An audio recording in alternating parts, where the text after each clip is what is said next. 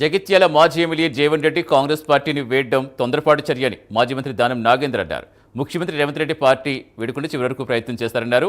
తర్వాత విడతలో రాజ్యసభ ఇచ్చే ఆలోచనలో ముఖ్యమంత్రి ఉన్నారని, ఓపికగా ఉండకుండా బీఆర్ఎస్లో చేరి జీవన్ రెడ్డి ఎమోషనల్గా నిర్ణయం చూస్తారని తెలిపారు. పార్టీ సీనియర్గా ఎంతో సేవ చేస్తారని, పార్టీ వేయటం బాధాకరమన్నారు. జీవన్ రెడ్డి గారు పార్టీ వదిలిపోవడం బాధనే.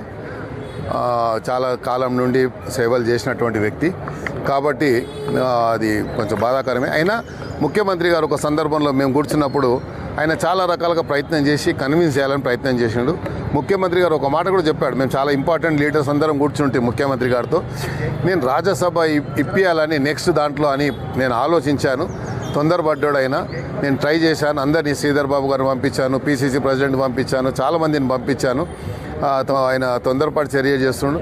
ఇప్పటికైనా ఆపండి అంటే మళ్ళీ కూడా కొంతమంది లీడర్స్ కూడా పోయి, మల్లు రవి గారు అలాంటి పెద్ద పెద్ద నాయకులు పోయి కూడా కన్విన్స్ చేశారు.